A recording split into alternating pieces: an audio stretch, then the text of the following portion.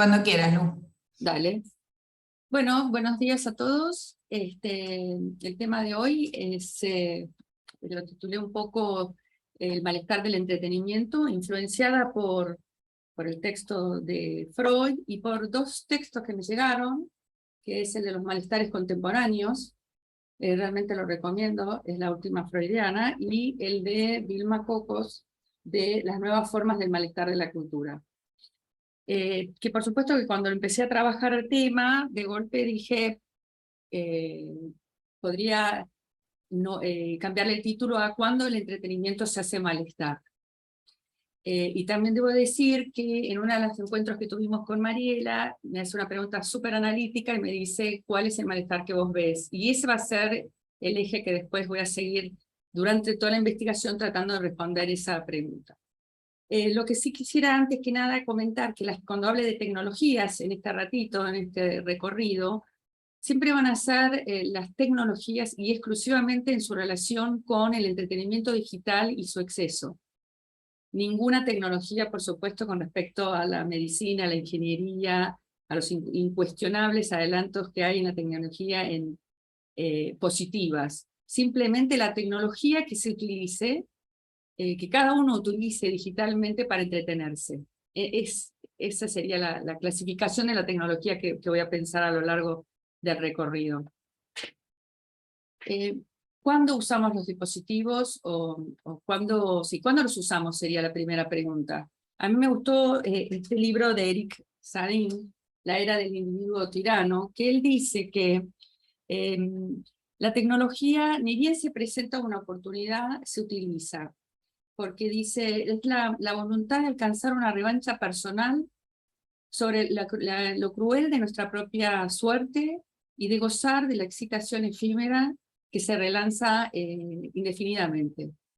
Pese a las desilusiones, el abatimiento, la ira, algo parece estar ahora entre nuestras manos y en condiciones, por lo menos así lo creemos, de aportar algo al transcurso ordinario de nuestras vidas. Me pareció bastante elocuente este párrafo de Eric Sadin, que es un filósofo francés, y que lo voy a traer a colación un par de veces. Perdón, Lu, ¿el libro de Sadin cuál era? El libro de Sadin es La era del individuo tirano. Ok. Entonces, entretenidos, disponemos de medios que nos poner toda la bibliografía otro día, digo, después de la clase. Se Dale, puede, ¿no? dale, sí, cómo no. Son libros tan conocidos, ¿viste? Sobre todo que también vamos a hablar de este. Así que sí, les aviso que tengo acá como unos estantecitos con todos los libros de la clase de hoy para tenerlos a mano. Así que sí, después lo mandamos. Bueno, en fin, seguimos con nuestro tema del malestar, a ver cómo nos entretiene el malestar el día de hoy. Entonces, con la ausencia de la palabra como marco, se filtra el entretenimiento digital. Mientras vivamos en la virtualidad, no hay imposibilidades. Las pantallas funcionan hipnóticamente como un mero transcurrir. La percepción se abastece constantemente de novedades. Se nutre del estímulo de la sorpresa, de lo inesperado, lo repentinamente divertido. Pero el estímulo no dura mucho. Rápidamente se crea la necesidad de nuevos estímulos. El ser electrónico al encuentro del entretenimiento digital. Nos acostumbramos a una sucesión de estímulos. Que el acceso sea instantáneo es gran parte de su poder de seducción. Se basa en hacernos sentir que vivimos plenamente el presente, que el mundo online es inmediato, directo, y el mejor modo de percibirlo es a través de los estímulos que sapean el cerebro a la vez que transforman esa sujeción en indispensable. Pero son estímulos, y son estímulos inestables, sin estructura ni jerarquías internas, cuya asimilación completa nos resulta imposible. Entonces, ¿cuál fue la idea de esta conversación? La idea de la conversación fue tratar de ver las lógicas del entretenimiento digital, cómo son creadas y nutridas por el propio comportamiento humano. Pensar en las lógicas tecno, en la coevolución de las tecnologías del entretenimiento. Y tratar de descifrar, si es que podemos, veremos, qué es lo que hace que sea el consumidor atraído y atrapado en este flujo algorítmico programado. Entonces traté de pensar en el recorrido, traté de pensar en la tecnología, en los rasgos de la tecnología como anzuelo al sujeto. Es decir, pensé más el recorrido buscando respuestas en la tecnología más que en el sujeto. Por lo menos en un primer arranque, al principio. Después cerraremos con el usuario. Y pongo en cuestión, una cosa que pusimos en el flyer, en el Facebook, es una cita. La cita es de un libro, Adicción a las nuevas tecnologías, es un libro español, donde ahí el autor cita: la tecnología es solo tecnología. Y desde una perspectiva ética es neutral. Y esto es lo que pretendo o espero poner en cuestión. Investigar si la tecnología es neutral. Entonces, para desarrollar el tema, tuve que pensar en la época y tuve que pensar en todo el mundo. Entonces, por eso ahora les voy a compartir, a ver cómo era esto de compartir pantalla. Acá está. Compartir pantalla, compartir.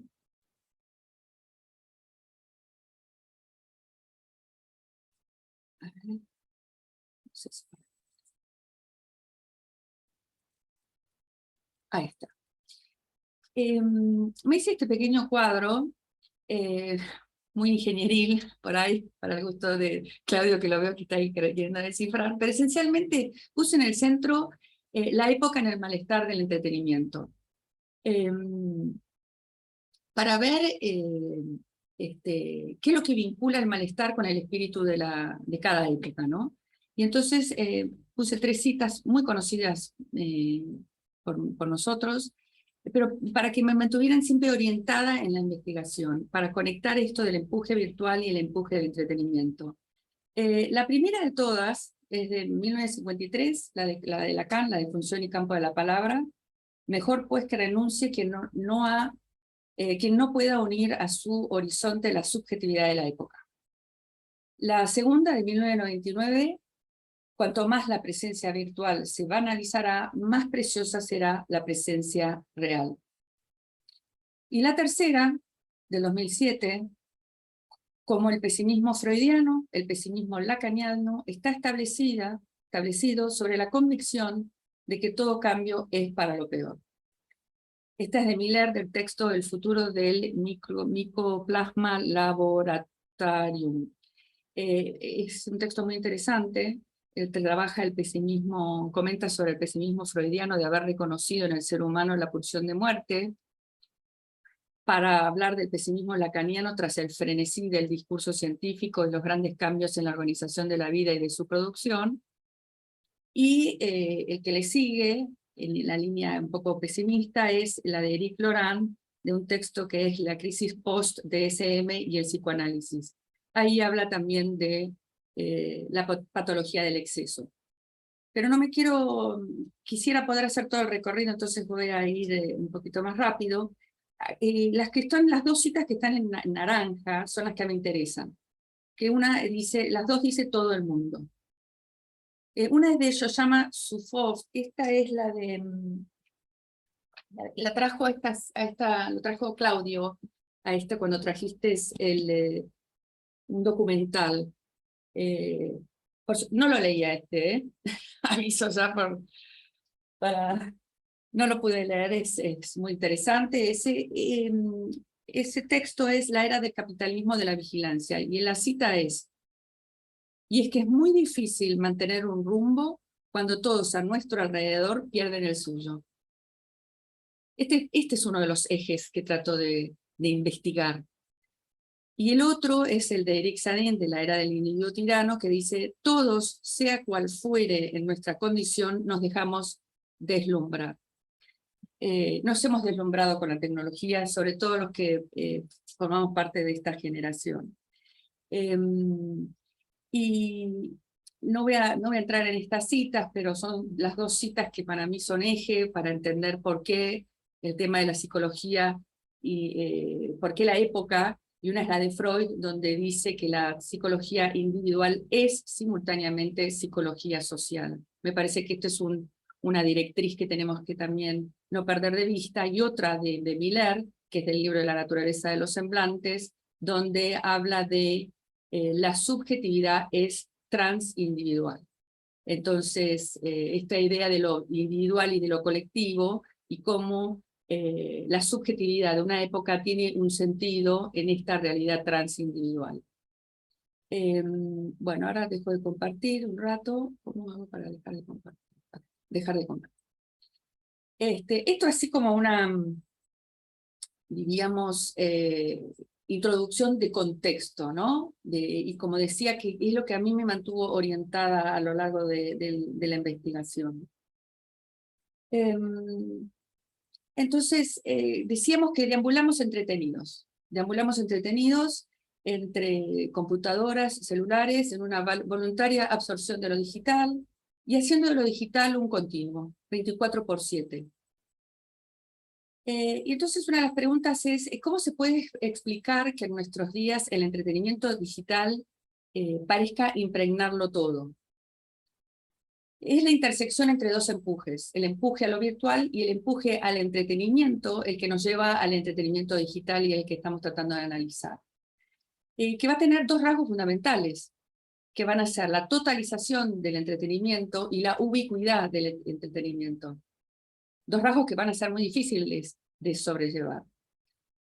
En solo 2 décadas, los que somos de esta generación lo hemos transpirado y vivido. En solo 2 décadas, el acceso a las tecnologías digitales se ha transformado por completo.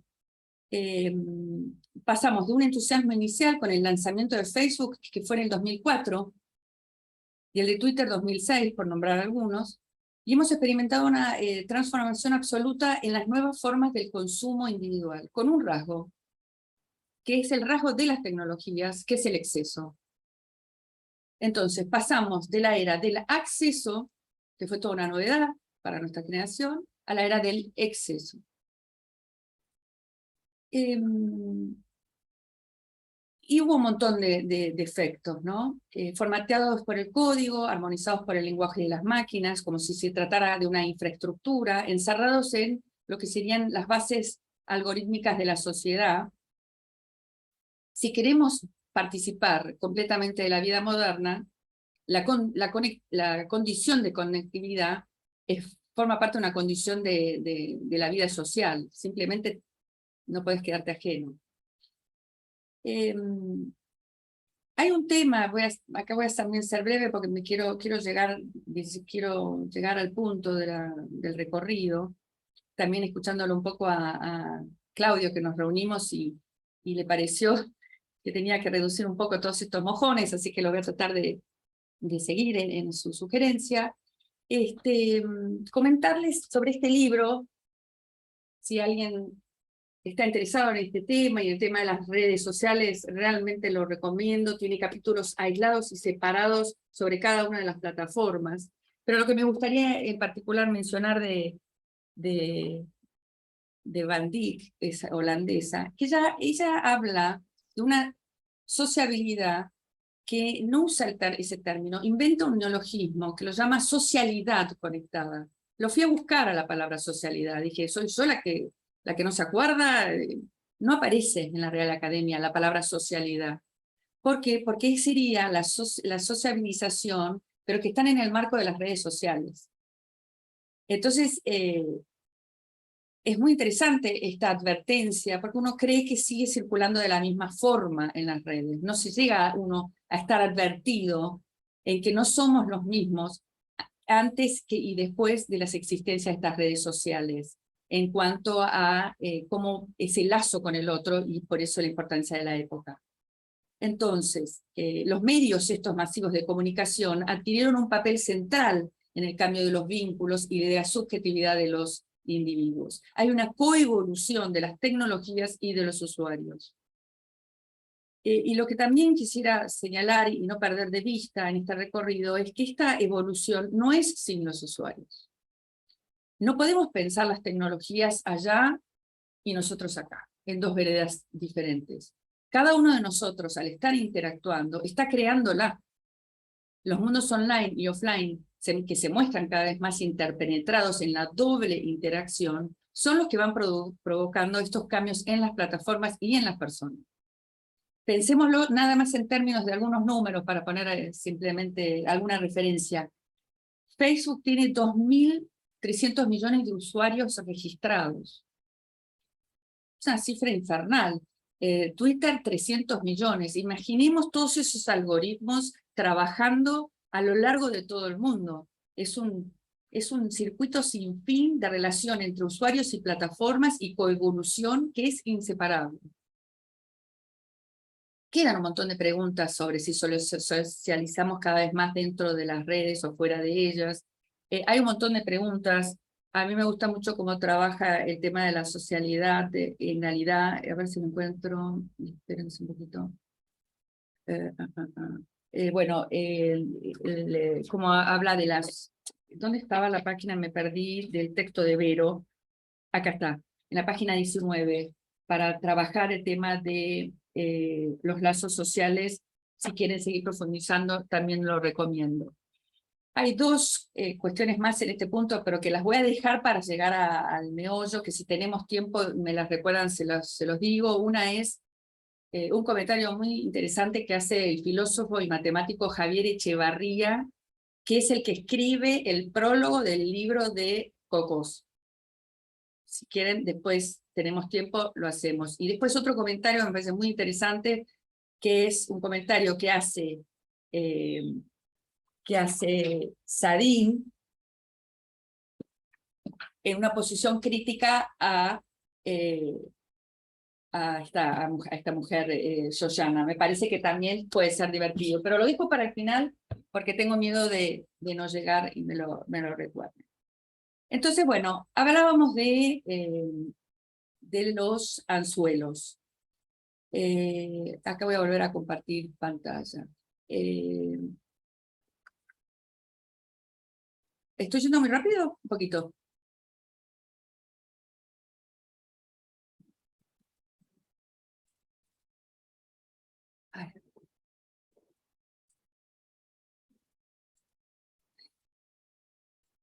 Ay, no me deja agrandarla. Ahí está. A ver, esto fue simplemente en un rapto, era tanto lo que estaba investigando que dije, bueno, a ver, ¿cuál elijo? En función de nuestra charla con Claudio, y de todos estos que para mí son anzuelos, que yo califiqué como anzuelos de la tecnología, voy a hablar de uno solo, no se preocupen. Pero sí, lo que es importante, que encontré un montón de anzuelos, que fíjense que este cuadro en sí mismo está atravesado por el mismo exceso. O sea, el cuadro tiene un exceso que es el mismo exceso de la tecnología. No podemos desprendernos de eso. Y muestra, me parece que también si analizamos todos estos puntos, las dificultades del sujeto frente a la tecnología, que es un poco lo que quise investigar. Me parece que si estamos advertidos de los anzuelos, ya es un paso. Es decir, ya ponerlo en palabra podría ser, sería un camino. Entonces, bueno, hice este cuadro donde la pregunta es para todo el mundo, que sigue siendo también la pregunta transversal de este encuentro. Y con el otro eje de la charla es si la tecnología es neutral, verdadero o falso. Bueno, entonces vamos ahora sí a elegir unos de los anzuelos de los que estábamos hablando. Y para ir al núcleo de la cuestión. Bueno, elegí como anzuelo para trabajar hoy el tiempo. En el espacio virtual, acostumbrados a la hiperinstantaneidad y a la hiperactividad, la inmediatez y lo fugaz de las tecnologías instala el empuje a la prisa, sin capacidad de pausa o demora. Incorporamos la rapidez de las tecnologías, la no espera en el lazo con el otro, concibiendo entonces un desfasaje entre la rapidez de la virtualidad y la rapidez de la respuesta del otro. Entonces, el entretenimiento enlazado a lo digital rompe con cualquier limitación temporal, espacial o funcional. Más rápido, más información, más satisfacción. Otro capítulo más de la serie. Un discurso de consumo que no llegamos a ver nuestra propia implicación subjetiva. ¿Consumo? ¿Cuál consumo? El entretenimiento digital tiene su sostén en el sujeto mismo. Nos vemos reducidos al papel de usuario. Lo compulsivo, lo adictivo y adictivo responden a nuestros hábitos con sus formas de vivir y de satisfacción serial. Algo nos embriaga. Una inercia que sigue a la lógica del uno más, que no se inscribe, no se implica, no se interpreta. Y el usuario, esto es fundamental, no llega a descifrar su propio consentimiento en ello.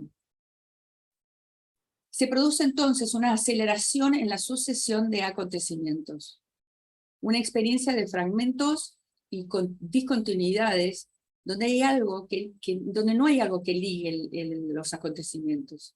La aceleración técnica al compás de la aceleración del consumo digital. Necesitamos conocer lo que está sucediendo, estar en el mundo del eterno presente. Esta es una cita del libro La sociedad hiperdigital, el mundo del eterno presente. Lo importante no es lo que es, ni lo que va a pasar, sino lo que está pasando. Lo relevante no son los hechos, es el flujo mismo. Entonces, sobre esta aceleración de la que tanto se habla, es un tiempo que se ha quedado sin sostén. Un tiempo que no tiene ningún tipo de gravitación. Algunos autores hablan de que no estamos tanto en una aceleración del tiempo, sino en una atomización del tiempo. Porque lo sostienen en que si fuese un problema de aceleración, podría solucionarse con estrategias de desaceleración.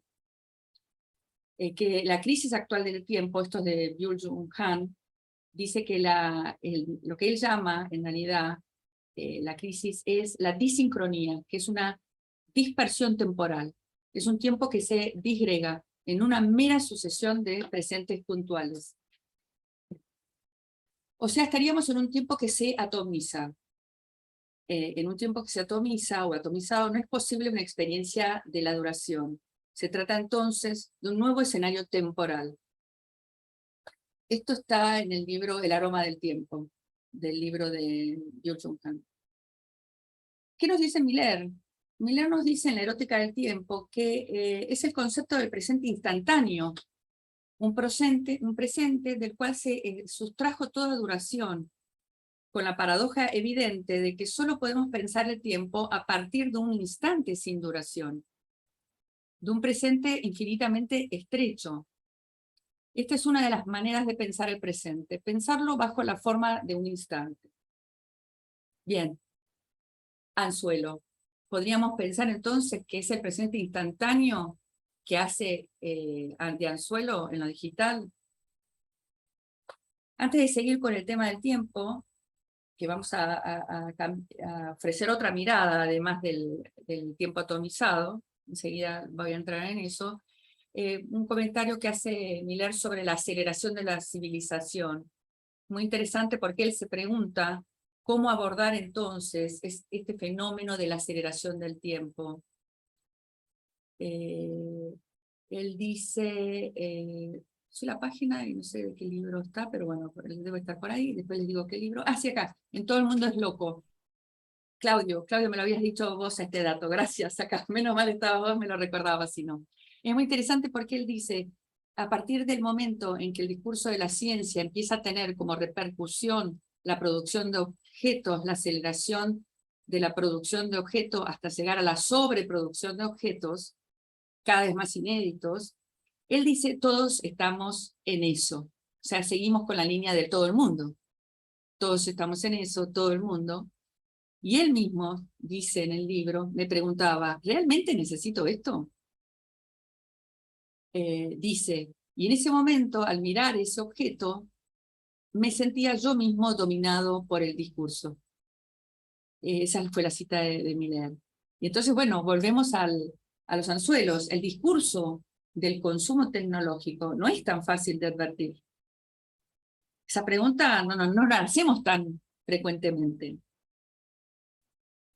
Entonces, bien, la aceleración del discurso de la ciencia impone entonces todos los días su ritmo. Poco a poco, a fuerza de discursos y debates, penetra en las mentes y en nuestra vida cotidiana.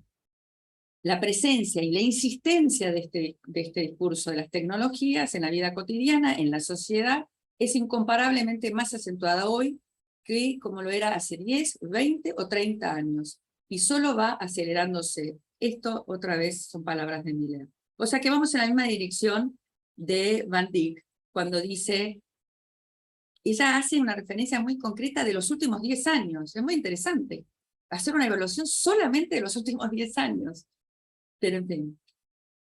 Entonces,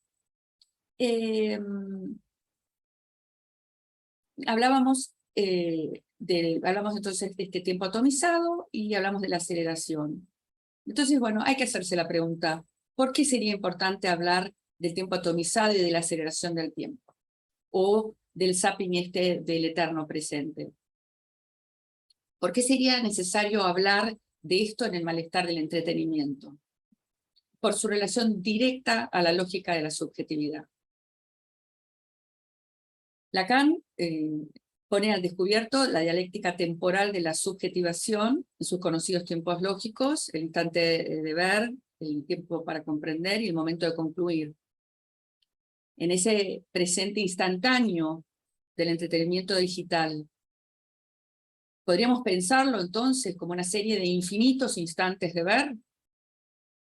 El tiempo de la elaboración queda reducido. El sujeto, tras largas horas de fascinación abstraído en el entretenimiento digital, comienza a desaparecer, a borrarse, a estar cada vez más ausente, más conectado a lo digital y más desconectado a lo real. El tiempo de reflexionar o de comprender se fuga. La espera es una categoría temporal esencial en el tiempo de la subjetivación. Es precisamente cuando calificamos al sujeto como un ser evasivo, fugaz y evanescente, es en efecto un estatuto esencialmente temporal del sujeto. Lo que Lacan llama como sujeto es a partir de la temporalización. Esto para mí fue central en el recorrido. Tenemos el sujeto cuando tenemos la temporalización.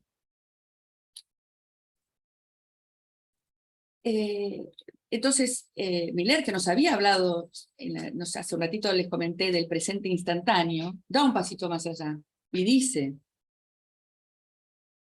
hay otro presente.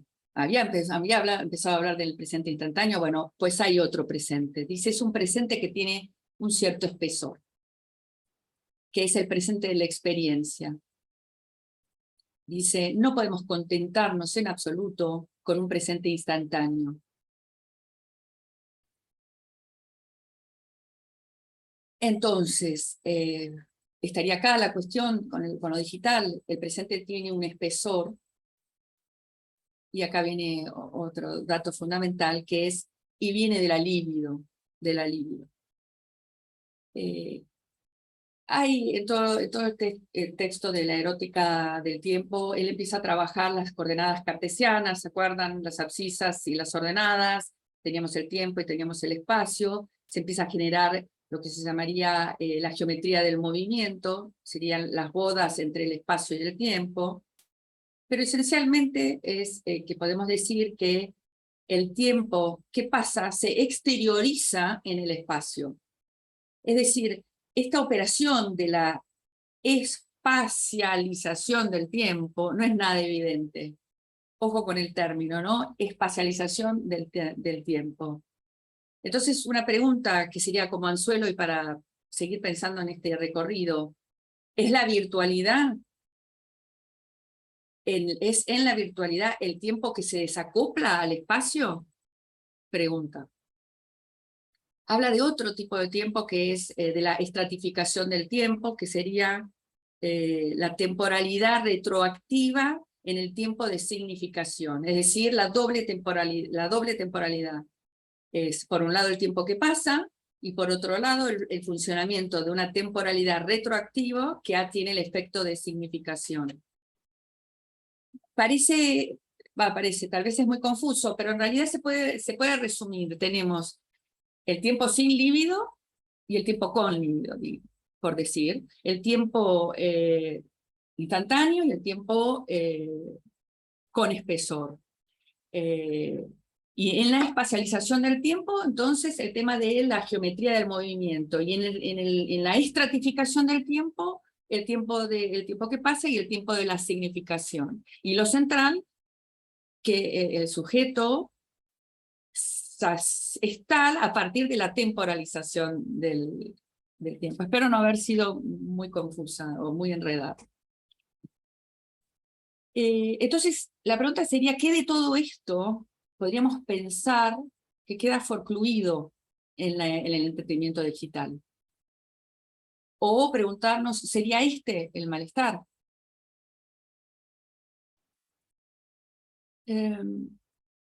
Entonces podríamos decir tal vez que el lugar de la subjetivación en el usuario como consumidor de tecnología asiente con atajos a la dialéctica temporal de la subjetivación. Pensarlo como que estamos inmersos en una malentendida aceleración en la subjetivación, pero que además no da cuenta de su propia falla.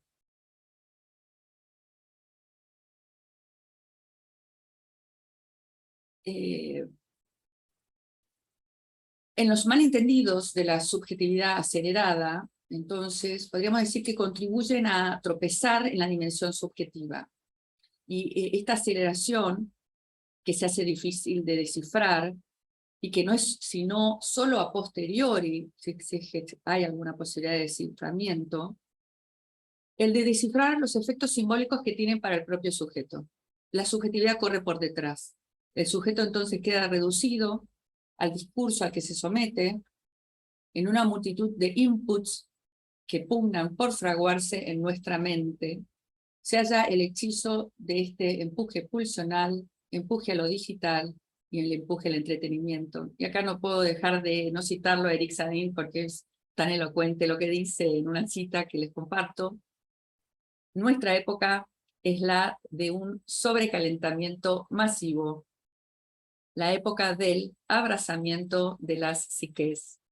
No sé, me pareció, tuve la imagen visual del abrazamiento de la psiquis viendo 10 episodios seguidos de una serie. Bueno, entonces, ¿qué pasó? Estaba haciendo este recorrido y recordé, ¿se acuerdan de este congreso? El orden simbólico en el siglo XXI no es más lo que era.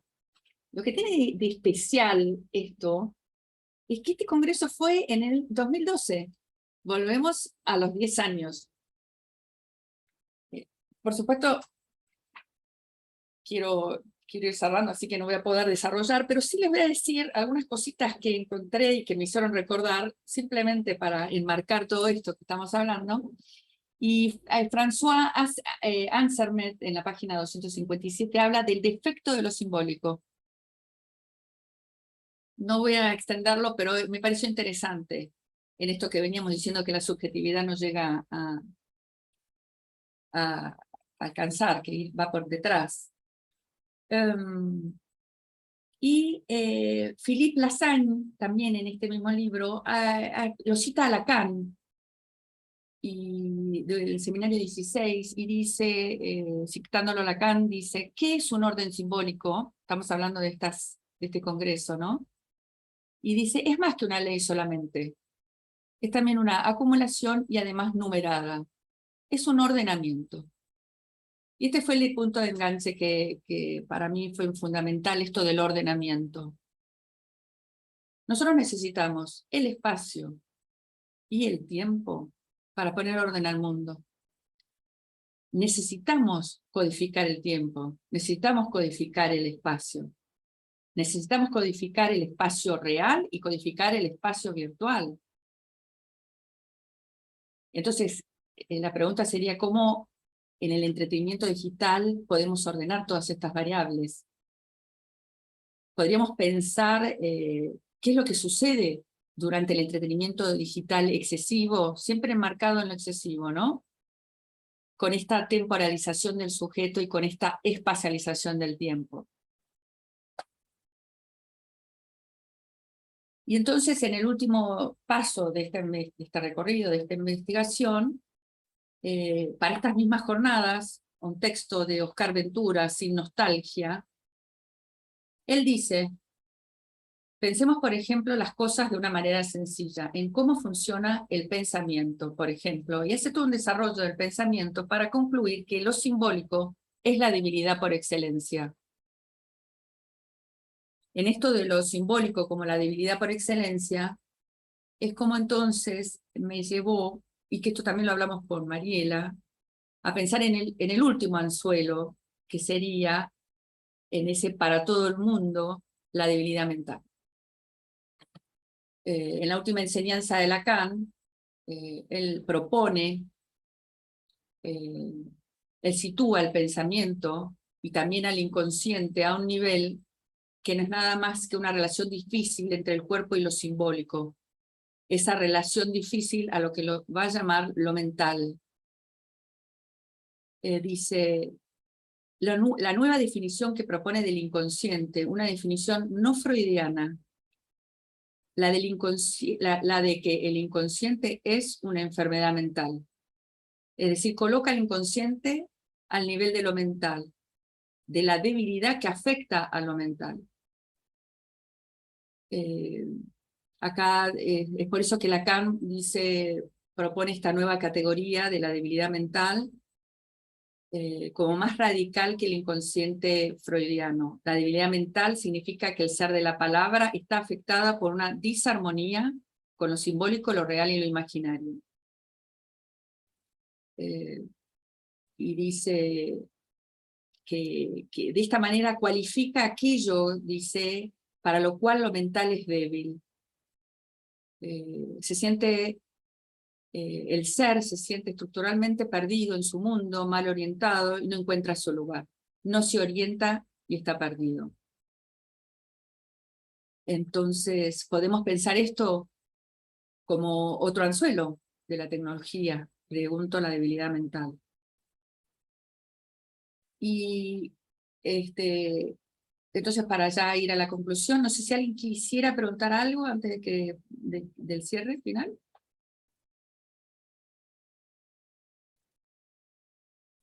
¿No? Bien. Entonces, en este recorrido del tiempo y recordando la pregunta que Mariela me hacía en nuestra conversación respecto del malestar, me hice varias preguntas. Una pregunta fue si el malestar era una cuestión ética o podía ser una cuestión ética. Me pregunté si el malestar podía estar en relación directa a la insondable decisión del ser. Me pregunté, ¿es acaso el entretenimiento digital una forma que toma el sufrimiento de la condición humana en los tiempos que vivimos?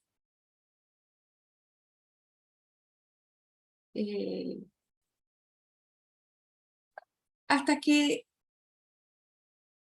pensé que podría pensarse en dos malestares.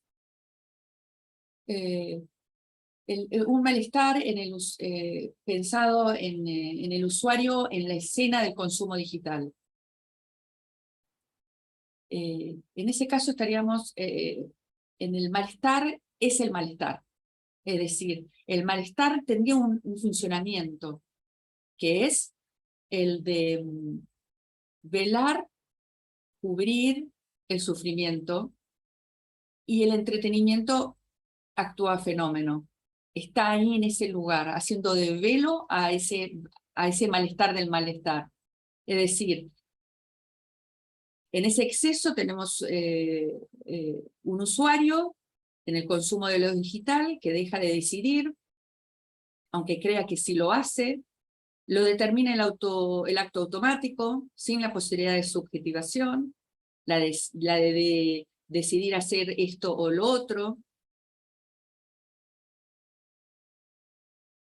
Soluciones que en realidad encuentra y que va contra él mismo. Es decir, no hay pregunta.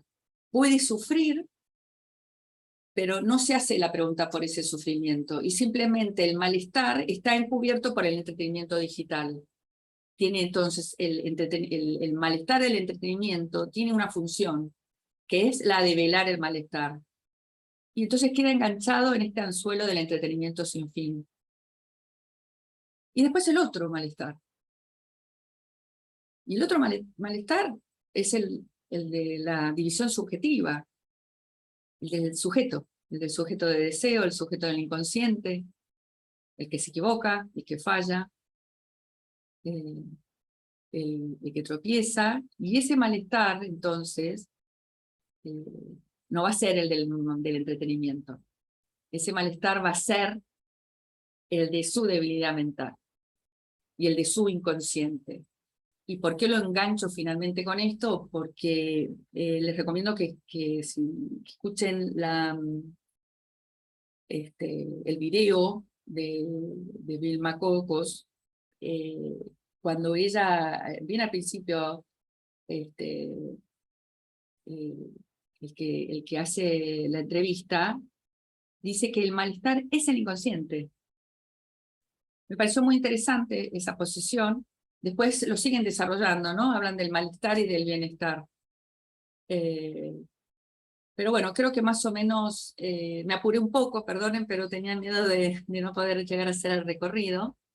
Pero más o menos esta fue la línea de investigación con respecto al malestar. No sé si quisieran algo en especial, charlar, conversar. Después sí, tendría que contarles del libro de Vero, pero después ay, Paola Seller. Sí, ¿querés? A ver cómo se hace para que Paola... Hola, no, discúlpame, estaba aplaudiendo. Pensé que estabas haciendo una pregunta. No, me resultó todo súper interesante y puedo hacer un comentario breve. Yo soy arquitecta y enseño en la facultad, entonces por muchos... espera que prendo la cámara para no ser tan... Ahí está. Y enseño en la facultad y por muchos años estuve...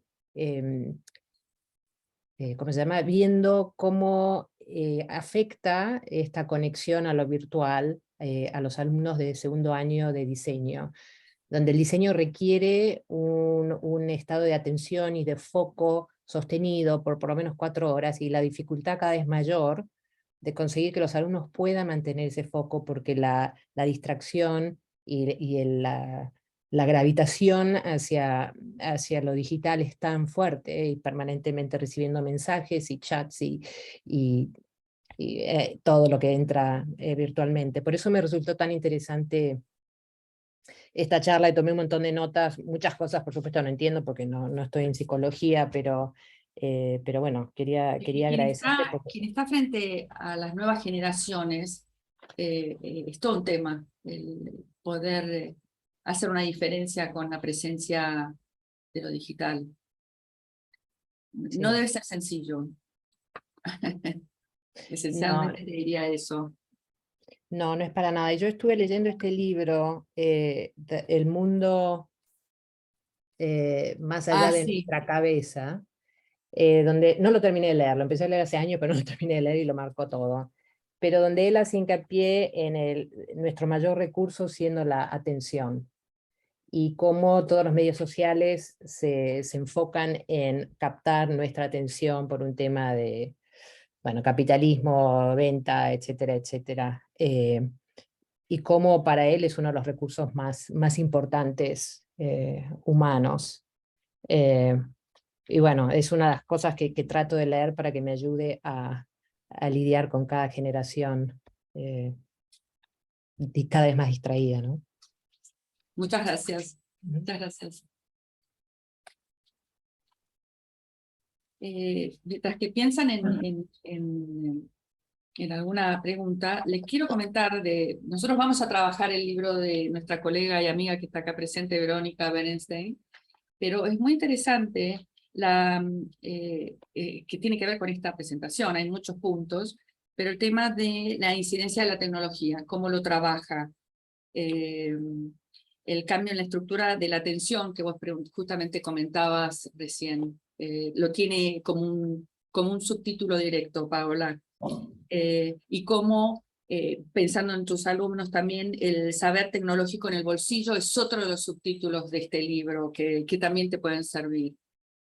Por supuesto, los lazos sociales y la virtualidad sería un tema solamente para tratar separadamente, y también hace todo el recorrido de los síntomas actuales, que me pareció, aprovecho para felicitarte, Vero, todo el tema que haces del aislamiento, la inducción, la lógica del deseo, los ataques de pánico y cansancio. Pero bueno, como verán, tenemos un tiempo, no podemos caer en el exceso de la tecnología, pues si no, no aprendimos nada. Benja, tenés la mano. Sí, sí, gracias Lu por la presentación, la verdad que mordí varios anzuelos. Y quería preguntarte especialmente por uno que me dejó intrigado. Planteaste la distinción entre el presente instantáneo versus el presente de la experiencia, que es un presente con mayor espesor, decía, creo que esa referencia la tomaste de Miller, si mal no Sí. recuerdo, y agregaste además que esa distinción era correlativa de un tiempo sin libido versus un tiempo con libido, algo así, ¿no? Sí. Me pareció muy interesante la noción del tiempo sin libido, digamos. Quería preguntarte cómo lo entendías, digamos, Sí, por dónde lo lo tomo. podemos pescar, eso. Sí, me parece que el tema, el tema para mí fue fascinante, pensar el tiempo sin el libido. Voy a ver si encuentro bueno, quería buscar la página para ver si podía leer un poquito más está de la erótica del tiempo, eso. Pero esencialmente diría que es la libido en términos de la espacialización del tiempo. Es decir, porque en la espacialización del tiempo aparece el cuerpo. Porque si no estás en el tiempo sin cuerpo, el tiempo del espesor. Déjame que un segundo, voy a ver si encuentro la página de la cita, pues tiene que estar por acá, un segundo, a ver si te puedo leer un poco más. Pero diría esencialmente eso. Eh, eh,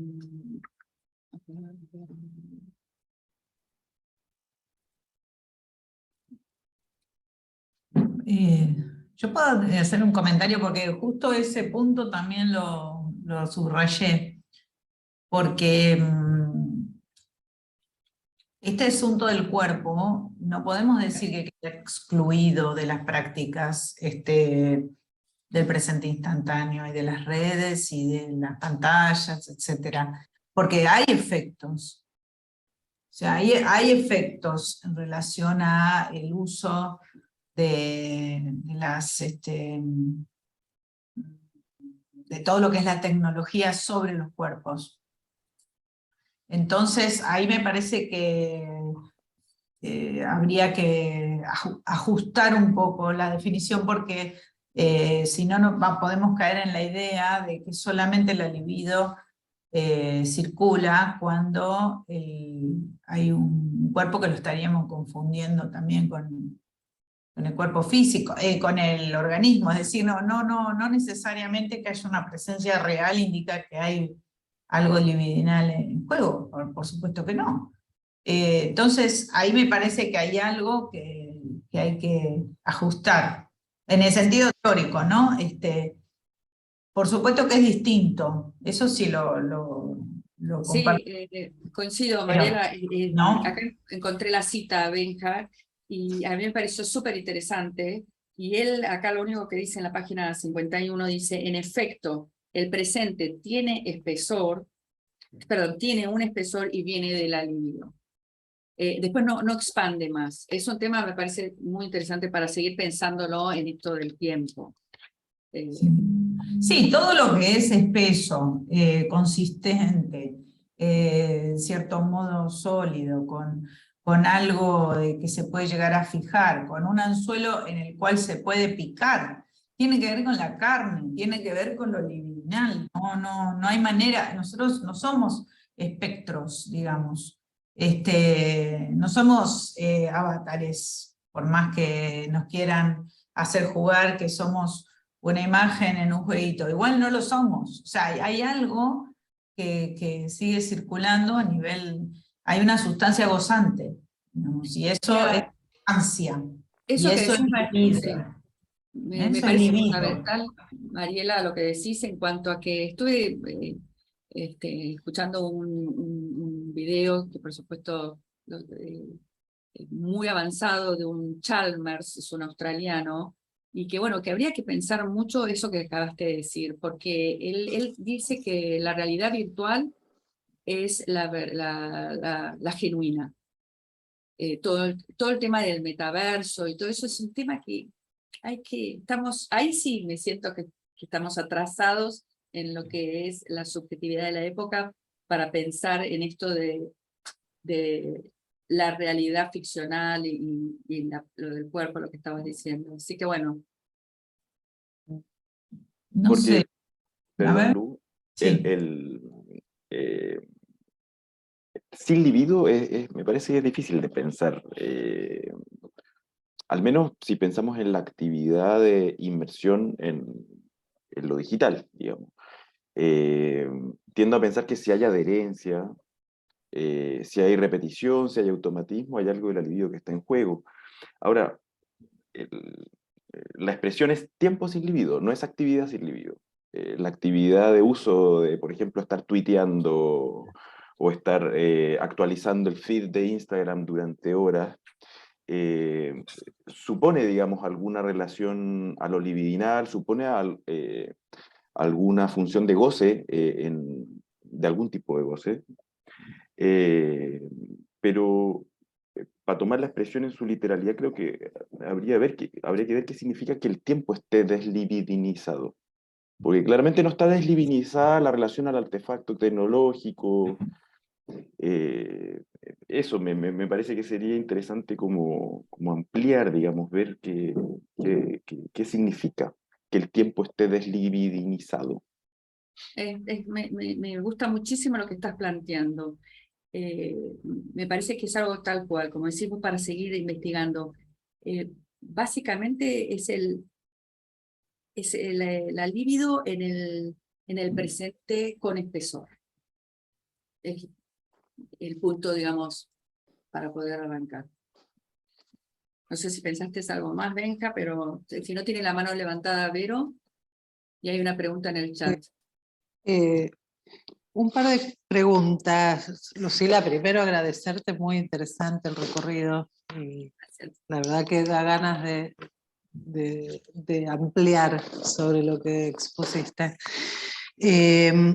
Una es que, bueno, a ver, no sabría recitarte, pero hablabas del entretenimiento y, digamos, una de las caracterizaciones que hiciste tiene que ver con lo que llamamos quitapenas, ¿no? Entonces a mí me surgía que, bueno, creo que Benja esto lo trabajó en algún momento, quizá la especificidad de este quitapenas, ¿no? El tecnológico, ¿no? Porque qué sé yo, los que estamos acostumbrados a, digamos, los quitapenas que Freud cita en el malestar, bueno, tiene que ver con el alcohol, las drogas, qué sé yo, pero, digamos, mi impresión es como que en lo tecnológico hay algo de eso que se perfeccionó, ¿no? En la inmaterialidad de lo tecnológico, digamos, que está en todas partes, que es de fácil acceso para todos, universal, etcétera, etcétera, es como si algo de eso se hubiera perfeccionado mucho, Sí, ¿no? sí. Por un lado, ¿no? Por otro quizá no.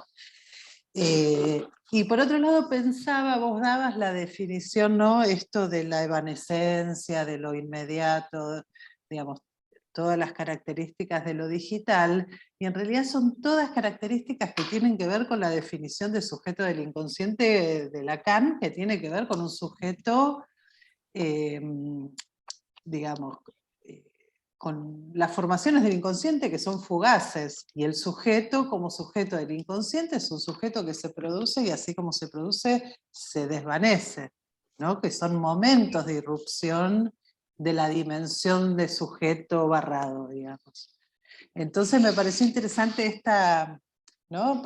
Digo, como punto de partida para pensar algo, cómo hay algo del sujeto, tal como lo pensamos en psicoanálisis, muy de la mano de esto que planteás, ¿no? De las características de lo digital, ¿no?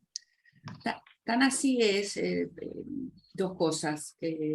Esa perfección que vos situaste y que coincido plenamente, como que hay una perfección de lo digital, va en la dirección de que la tecnología no es sin la interacción humana.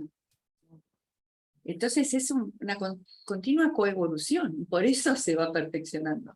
Porque nosotros, yo traté, lo hablamos también con Mariela cuando hablamos de la charla, una vez la veía la tecnología como allá, en la vereda de enfrente.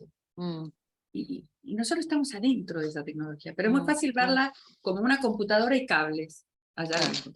Y no, nosotros estamos ahí adentro, y por eso esa perfección que vos decís es tal cual, porque, y la evolución es de los últimos 10 años también. Y te agregaría también a esto que acabaste de decir de la descripción, sí, como decís vos, del sujeto finalmente. Claro, cuando empiezo a trabajar y hacer todo el recorrido, y el malestar es el malestar del sujeto. Entonces, es como decís vos, es el sujeto de la palabra, el sujeto que equivoca, el sujeto que falla, ese es el malestar del sujeto. Ahora, cuando el sujeto, ese malestar, lo vela, lo forcluye con un entretenimiento digital, con, ¿cómo fue que dijiste? Sí, los quitapenas, que sean. Habrá que ver finalmente el caso por caso, pero es exactamente así. Perdón, pero quería agregar algo más, porque viene un poco en relación a lo que vos acabas de decir, y también teniendo en cuenta la intervención que hizo recién Paola sobre la arquitectura y los alumnos.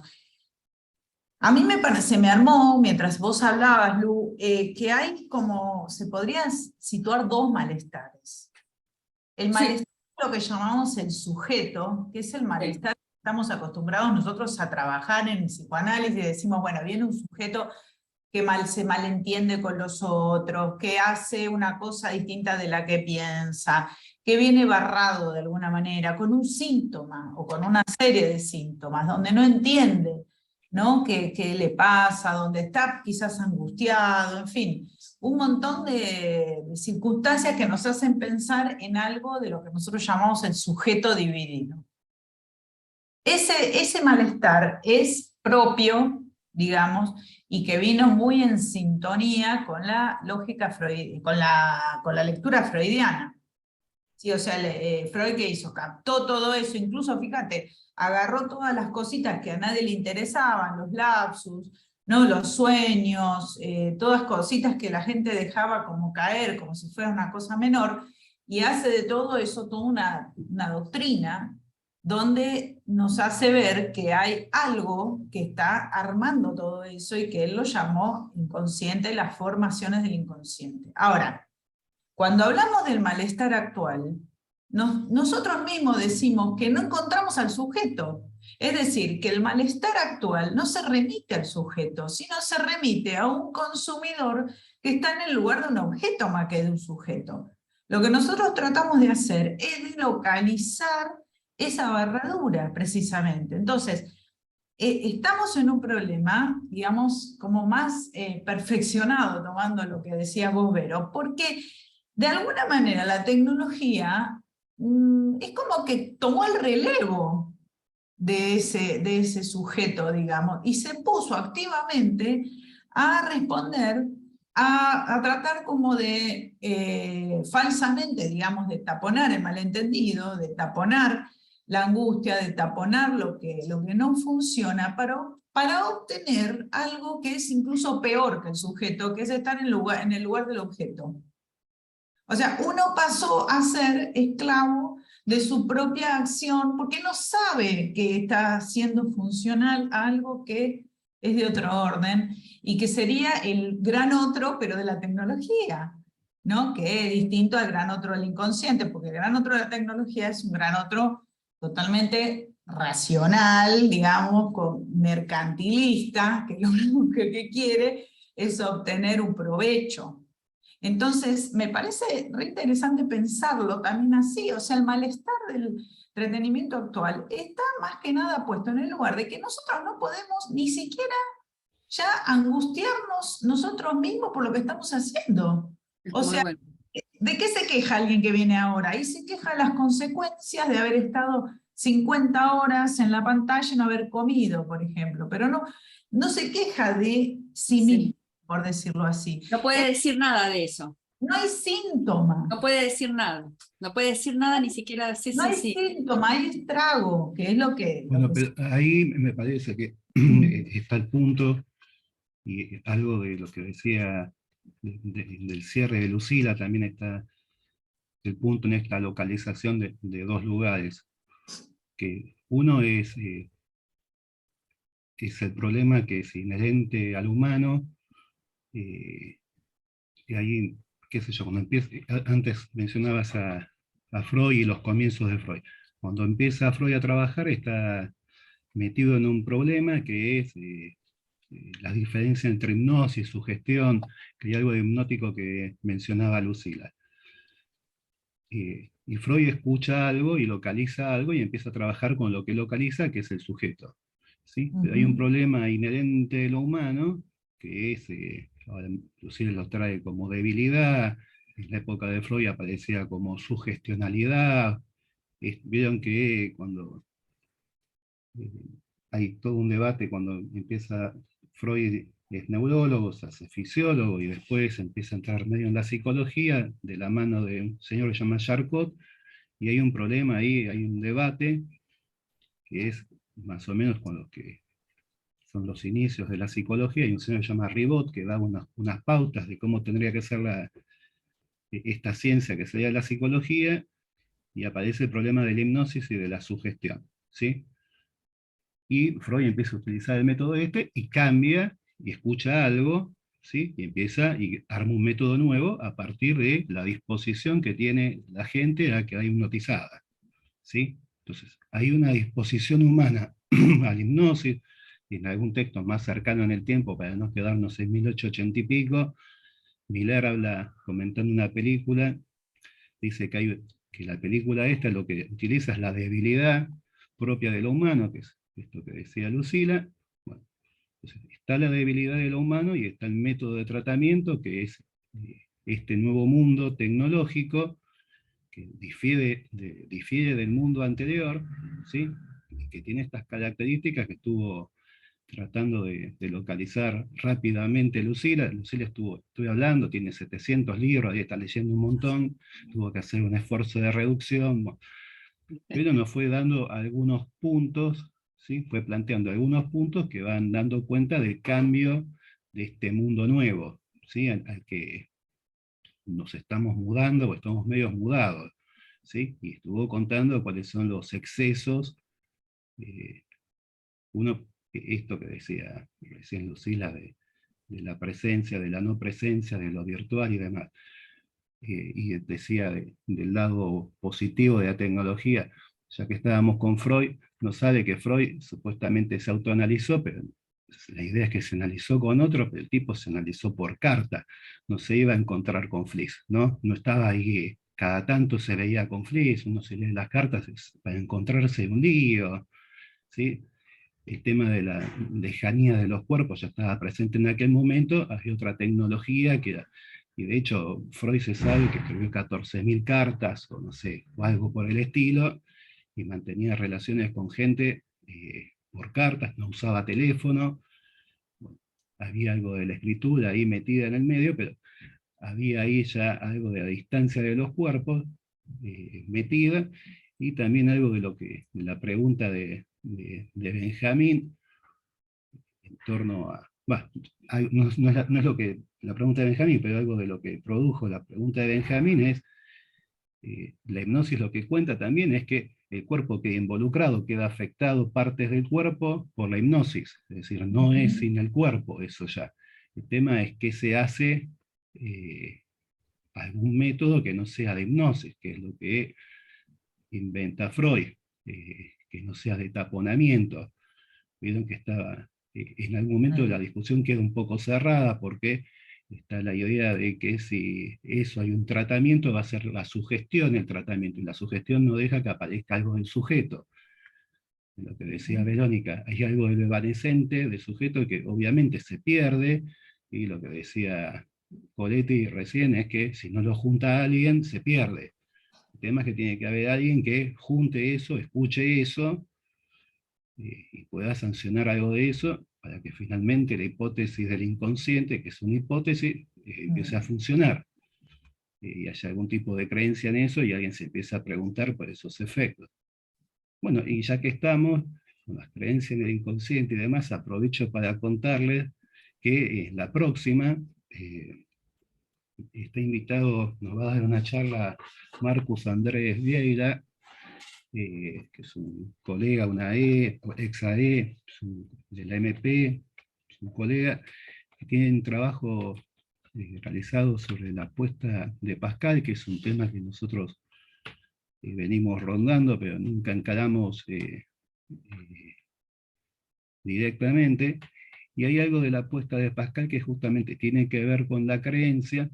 Pascal es un señor, es un matemático y demás, se encuentra con una época de cambio, como son casi todas las épocas. Lo que pasa es que la nuestra es más acelerada, y se encuentra con que hay una caída en la creencia de Dios, en la creencia hacia Dios. Y él postula, a partir de la matemática, la idea de una apuesta. Bueno, y esto Lacan lo utiliza para pensar algo de la creencia que ha de existir al inconsciente, ¿sí? Entonces, hay algo ahí de poder escuchar el inconsciente para que el sujeto que viene a consultar también pueda escuchar algo del inconsciente, tiene que creer en el inconsciente previamente, ¿sí? Que algo de eso existe. Así que bueno, vemos que hay un hilo con la próxima. Pero bueno, Sí, va a ser un encuentro buenísimo, sí, hay que haber mucho para charlar. Alguien pero, comentó, Cecilia, del libro Sociedad Pantalla. Sí, fue el primero con el que empecé la lectura. Muy interesante de Esteban Gerardo, si lo quieren, muy interesante. Me parece que había levantado una mano también. Paola, sí, y la bajó, capaz que nos contestamos. No sé. Capaz quería. Ahí está, ahí volvió. Acá volví. No, pero lo que pasa es que la bajé porque era de un comentario anterior que habían hecho. No importa. Cuando estaban hablando del tapa, ¿qué era? No era tapa. El quitapena. El quitapena, tapabocas, el quitapena. Que creo que una de las diferencias entre, por ejemplo, el alcohol o las drogas y lo digital, es que en el momento que, imagino que uno busca el alcohol, porque yo nunca tomé, el alcohol o las drogas es por un efecto, y el efecto, se arriba el efecto, y entonces es como que se termina el ciclo. En cambio con lo digital es inconcluso, nunca hay una conclusión, y esa es parte efecto constante. claro, del enganche Se permanente. mantiene la dosis infinito. Permanente. Claro. Muy bien. Sí, sí. Bueno eso. Y lo otro que no sé qué forma darle, pero que creo que es súper importante que mencionaste, Lucila, es el tema de la reflexión, que el proceso digital en sí no habilita a la reflexión, entonces si nos vamos transformando en objetos, somos todos igualitos, pero lo importante que es el habilitar ese momento de reflexión, que si tenemos ese espacio de reflexión, Y que no podemos, estás advertido, Paola, claro, porque el tema es ese, uno ni siquiera está advertido.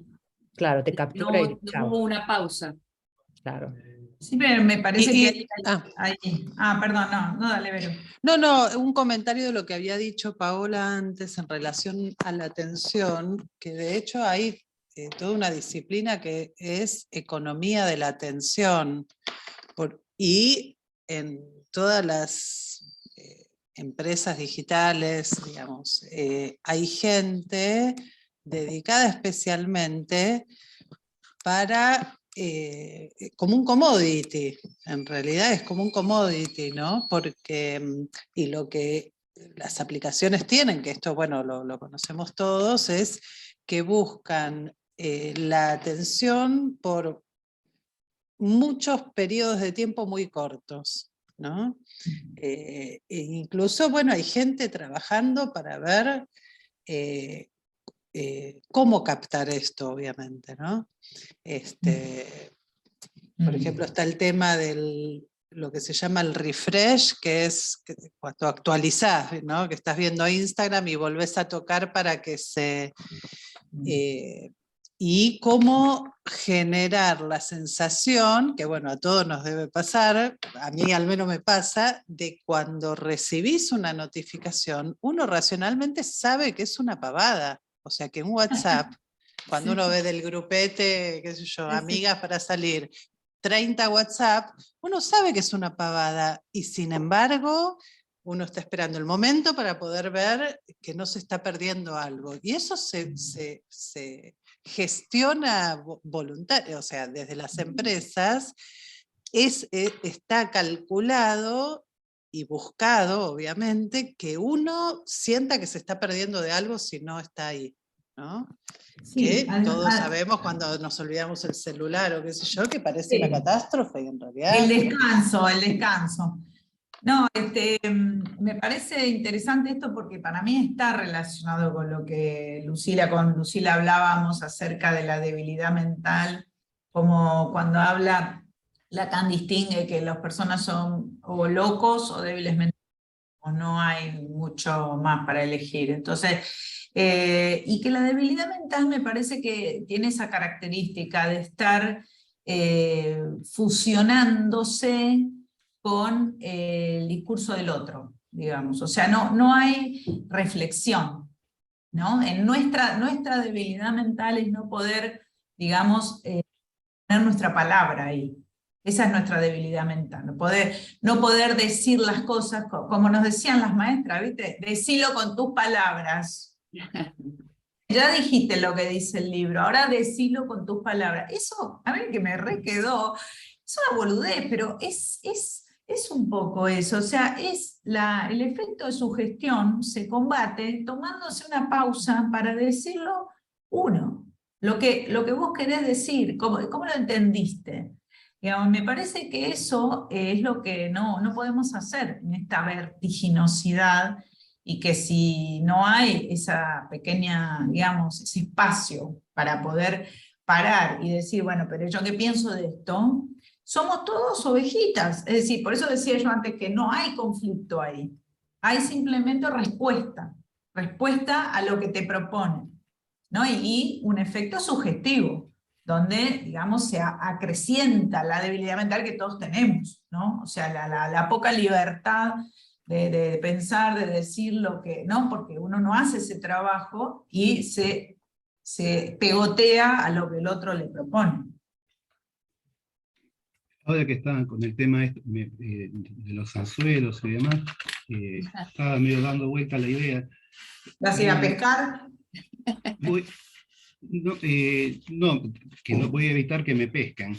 Hay esto que decía Verónica recién de la convocatoria del mensajito ahí, de la notificación del nuevo mensaje. Hay todo un desarrollo de Benjamin que habla sobre la cultura de masas y demás, y va contando, por un lado, algo de la inundación de información, ¿sí? Y el pasaje de la gente a a buscar algún lugar al estilo estrellato, de estrella, ¿no? Entonces cuenta que en algún momento esto empieza toda la maquinaria de Hollywood a funcionar, hay todo un culto a la estrella y la gente queriendo ser estrella, ¿no? La idea del famoso actualmente y demás. Y cuando empezamos en el año, o una parte del año, estuvimos trabajando algo de la CAN de los 50, donde decía que había una convocatoria y un ascenso del yo, ¿no? Una convocatoria al yo, ¿sí? Algo del individuo como yo. Y hay algo que me llama la atención, yo tengo con las redes unas relaciones así, no sé, personales, donde a veces participo y a veces no participo. Y entonces muchas veces necesito algún tipo de información y me sumo a alguna red porque necesito un dato de ahí, tengo que participar y después dejo de usarla. Entonces cada vez que uno tiene que ingresar le piden que se arme un perfil, ¿no? Entonces hace un tiempo me caía a contactar con un señor y tenía que abrirme una cuenta de LinkedIn. Entonces para abrirme la cuenta de LinkedIn me piden un perfil. Bueno, no entré nunca más a LinkedIn. Lo que sí, todos los días tengo un mensaje de LinkedIn que me dice que hay un interesado en mi perfil, ¿sí? A Facebook entro a veces en épocas más tiempo, a veces menos tiempo. Cuando no entro, tengo notificaciones de gente que me quiere a mí, ¿sí? Me busca a mí. Hay una página que se llama Académica, que cada tanto entro porque ahí consigo trabajos, leo y qué sé yo, pero no entro casi nunca. Ahora me tuve que armar un perfil y hay mucha gente que está interesada en mí, ¿sí? Entonces están buscando mis trabajos, están buscando, apareció mi apellido en 236 búsquedas, ¿no? Entonces hay algo de la convocatoria que se hace personalizada y un llamado al yo, ¿no? Hay algo del espejo de ir a verse en ese mundo que uno se pierde, ¿sí? Es para perderse, donde hay uno que le dice, che, estás acá, tenés que estar acá porque te ubicamos acá, ¿sí? Y aparte, como te ubicamos acá, hay mucha gente interesada en que estés acá, están todos tus amigos y te estás perdiendo todo, una cosa fascinante que sos vos. Sí, además, perdóname, Dentro. Claudio, es inchequeable eso, porque no sabemos si no es un algoritmo que te dice, che, todos estos Pero están... cada 5 minutos. Es, Pero No hay otro día manera de compré comida para saberlo. el gato. no te hagas ilusiones, Claudio, es una No, locura. yo ya, mis ilusiones están Abrite un perdidas. Tinder, Claudio, mejor, Me y ahí, fueron con el ahí más pelo. directo. Ahí va a Más directo. explotar, si te abrís un Pero Tinder va a explotar, Claudio. los otros días, inclusive comprando comida para el gato, tengo descuentos para mí, el gato. Y me van informando del gato, no sé, es una... Bueno, pero es esto, hay algo de la convocatoria, la imagen Sí, el buena del yo. narcisismo de uno, claro. Claro, Sí, sí. pero lo que pasa también es que eso no es en la otra parte, donde hay algo del yo que se pierde, ¿sí? Hay algo que se desarma, algo de lo que decía Lucila, que hay una disgregación, ¿sí? Hay algo que uno se va perdiendo ahí, pierde los puntos de referencia, y el punto de referencia es el yo, es Estadio del Espejo, eh, no sé, 3.0, ¿sí? Que es, ubicate acá, estás acá en este lugar del espejo, estoy ahí, y tenés que ubicarte ahí.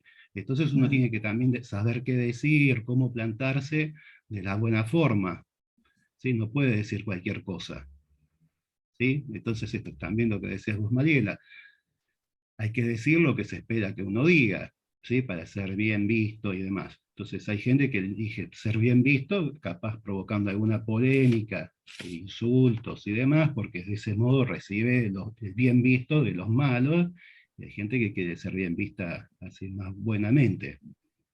Pero esto es una convocatoria al yo, se me ocurre. Perdón.